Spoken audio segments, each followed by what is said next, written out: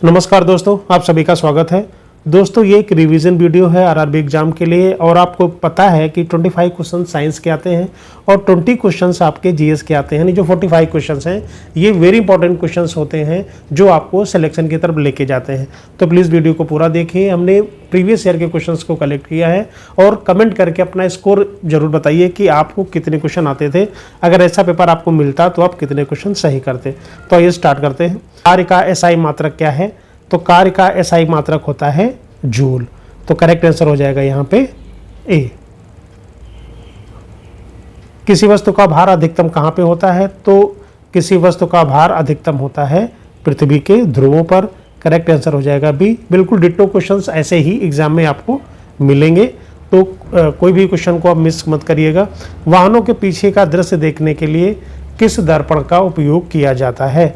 अवतल दर्पण, उत्तल दर्पण, समतल और बेलनाकार दर्पण। तो सही आंसर हो जाएगा आपका उत्तल दर्पण। करेक्ट आंसर हो जाएगा आपका बी। एक अश्व शक्ति जिसको हॉर्स पावर बोलते हैं कितने वाट के बराबर होता है? ये क्वेश्चन रिपीट हुआ है, बार बार पूछा जाता है। तो करेक्ट आंसर हो जाएगा 746 वाट यानी 746 वाट। करेक्ट आंसर हो जाएगा यहाँ पे ए। और आप कमेंट करके जरूर बताइए कि इसका आंसर आपको पता था या नहीं। मानव कान किस आवृत्ति यानी फ्रीक्वेंसी की ध्वनि तरंगों को सुन सकता है? बार बार रिपीट होने वाला क्वेश्चन है। ये 20 हर्ट्ज से लेके 20,000 हर्ट्ज तक का सुन सकता है। करेक्ट आंसर हो जाएगा यहाँ पे बी। प्रकाश की गति किस माध्यम में अधिक होती है? तो ये बेसिक क्वेश्चंस हैं, ये क्वेश्चंस आते ही आते हैं जनरली, और अगर आपको पता नहीं है तो आप गलत कर सकते हैं। तो ये निर्वात में सबसे ज़्यादा होता है। प्रकाश की गति किस माध्यम में सबसे अधिकतम होती है? निर्वात में। तो करेक्ट आंसर हो जाएगा यहाँ पे सी। दूर दृष्टि दोष को दूर करने के लिए किस लेंस का प्रयोग किया जाता है? तो दूर दृष्टि दोष के कम करने के लिए उत्तल, ठीक है, और निकट के लिए अवतल। निकट के लिए अवतल लेंस का हम यूज करते हैं और दूर दृष्टि दोष के लिए हम उत्तल लेंस का प्रयोग करते हैं। आधुनिक आवर्त सारणी किस पर आधारित है? तो परमाणु क्रमांक पर आधारित है। करेक्ट आंसर यहाँ पे बी है। और आप कमेंट करके जरूर बताएं शुद्ध जल का पीएच कितना होता है? तो बार बार रिपीट होने वाला क्वेश्चन है, तो उसका पीएच होता है 7। लोहे में जंग लगना यानी रस्टिंग ऑफ आयरन किस प्रकार की प्रक्रिया है? तो ये एक रासायनिक प्रक्रिया है। ये सभी क्वेश्चंस हमने प्रीवियस ईयर के पेपर से उठाए हैं। ऐसा कोई क्वेश्चन नहीं है जो नया हो और न रिपीट हुआ हो। निम्नलिखित में से किसे रसायनों का राजा कहा जाता है? H2SO4 को बोला जाता है, यानी सल्फ्यूरिक एसिड को बोला जाता है H2SO4। ठीक है, तो करेक्ट आंसर हो जाएगा यहाँ पे सी। हास्य गैस जिसको हम बोलते हैं लाफिंग गैस का रासायनिक नाम क्या है? तो उसको बोलते हैं नाइट्रस ऑक्साइड। ठीक है, तो नाइट्रस ऑक्साइड को कैसे लिखते हैं? N2O। ठीक है, इसको हम बोलते हैं लाफिंग गैस। तो फार्मूला पूछ रहा है। एलपीजी सिलेंडरों में गंध के लिए किस रसायन को मिलाया जाता है? तो एथिल मैरकैप्टन को मिलाया जाता है। करेक्ट आंसर हो जाएगा यहाँ पे ए। बार बार पूछा जाता है। पीतल किन धातुओं का मिश्र धातु है? ठीक है, जो पीतल है, पीतल किससे बनता है? ये तांबा और जस्ते से बनता है। तो करेक्ट आंसर हो जाएगा बी। ठीक है, ये चीज़ आपको रट के जाना है कि जो पीतल है वो तांबा और जस्ते से बनता है। मानव शरीर की मानव शरीर की सबसे बड़ी ग्रंथि कौन सी होती है? तो सबसे बड़ी ग्रंथि होती है यकृत, यानी जिसको हम लीवर बोलते हैं। करेक्ट आंसर हो जाएगा यहाँ पे सी। इंसुलिन का स्राव शरीर के किस अंग से होता है? वेरी इंपॉर्टेंट क्वेश्चन है, ये बहुत ज़्यादा रिपीट हुआ है, तो इसका आंसर हो जाएगा बी अग्न्याशय। मानव रक्त का पीएच मान कितना होता है? तो मानव रक्त का पीएच होता है 7.4। ये ऐसे क्वेश्चंस हैं जो बार बार रिपीट हुए हैं। रिकेट्स बीमारी किस विटामिन की कमी के कारण होता है? तो रिकेट्स होता है विटामिन डी की कमी के कारण। कोशिका की आत्मघाती थैली जिसको सुसाइड बैग कहा जाता है, किसे कहा जाता है? तो लाइसोसोम को कहा जाता है। इसको नोट डाउन करिएगा, ये पक्का है, एग्जाम में आने वाला क्वेश्चन है ये। Powerhouse of the cell किसे कहा जाता है? तो माइक्रोकांडिया को कहा जाता है। निम्नलिखित में से कौन सा जीव एक कोशिकीय है? तो एक कोशिकीय जीव कौन सा है? ये वेरी इंपॉर्टेंट क्वेश्चन है। ठीक है, तो यहाँ पे 4 ऑप्शन आपको दिए हैं, अमीबा, केचुआ, मछली और मनुष्य। तो यहाँ पे करेक्ट आंसर हो जाएगा ए यानी अमीबा। ठीक है, पौधों में जल का परिवहन किसके द्वारा होता है? तो जाइलम के द्वारा होता है। पौधों में जल का परिवहन, very important question. Correct answer हो जाएगा यहाँ पे बी। जो क्वेश्चन नहीं आ रहा है उसको नोट डाउन करते चलिए। हीमोग्लोबिन में कौन सी धातु उपस्थित होती है? तो हीमोग्लोबिन में लोहा पाया जाता है, जिसको बोलते हैं हम Fe। ठीक है।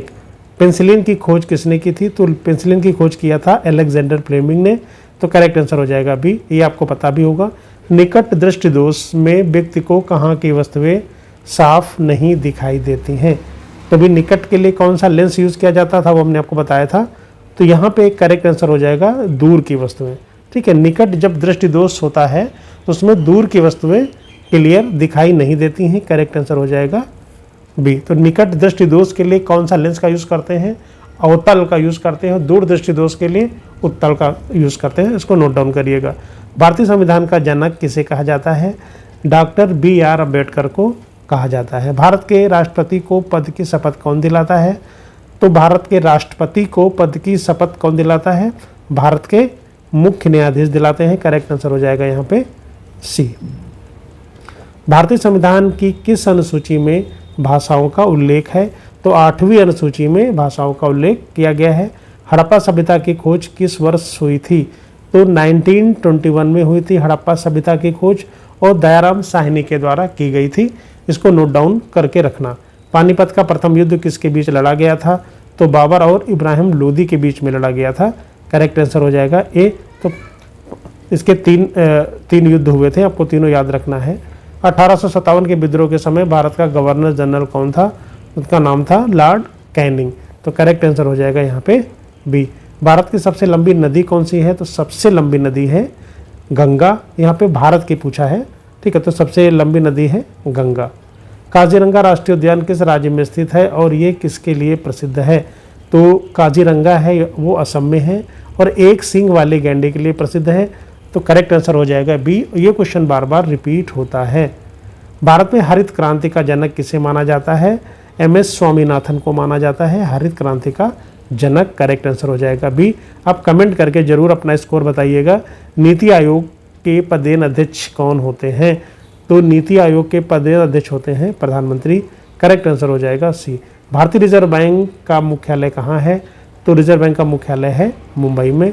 यक्षगान किस राज्य का प्रसिद्ध लोक नृत्य है? तो यक्षगान कहाँ का है? कर्नाटका का है। करेक्ट आंसर हो जाएगा यहाँ पर सी। अंतर्राष्ट्रीय न्यायालय जिसको इंटरनेशनल कोर्ट ऑफ जस्टिस का मुख्यालय कहाँ पे है? तो इसका जो मुख्यालय है वो है हेंग में। हेंग कहाँ पड़ता है? नीदरलैंड्स में। तो करेक्ट आंसर हो जाएगा बी। इसरो का मुख्यालय कहाँ पे है? तो इसरो का मुख्यालय है बेंगलुरु में, और इसकी स्थापना हुई थी 1969 में।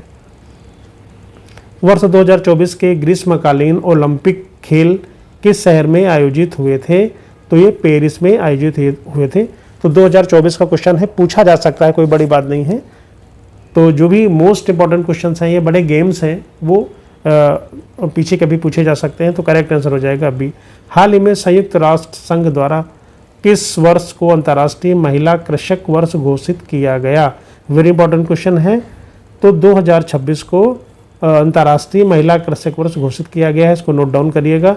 भारत का पहला AI यानी कृत्रिम बुद्धिमत्ता शहर किस राज्य में विकसित किया जा रहा है? तो कहाँ पे किया जा रहा है? ये उत्तर प्रदेश यानी लखनऊ में किया जा रहा है। तो करेक्ट आंसर हो जाएगा ए। विश्व पर्यावरण दिवस हर साल किस तिथि को मनाया जाता है? तो 5 जून को मनाया जाता है विश्व पर्यावरण दिवस। ज्ञानपीठ पुरस्कार किस क्षेत्र में उत्कृष्ट योगदान के लिए दिया जाता है? तो ये साहित्य के क्षेत्र में दिया जाता है। चंद्रयान 3 के लैंडिंग स्थल को आधिकारिक रूप से क्या नाम दिया गया है? तो शिव शक्ति बिंदु इसका नाम दिया गया है, शिव शक्ति बिंदु। तो करेक्ट आंसर हो जाएगा यहाँ पे ए। ठीक है। तो इसको नोट डाउन करिएगा। चंद्रयान 3 के लैंडिंग स्थल को आधिकारिक रूप से क्या नाम दिया गया था? तो उसका नाम है शिव शक्ति बिंदु। आशा करता हूँ कि वीडियो अच्छा लगा होगा। तो प्लीज़ लाइक शेयर और सब्सक्राइब जरूर करें, और अपना स्कोर चेक करके ज़रूर बताएं। Thank you very much.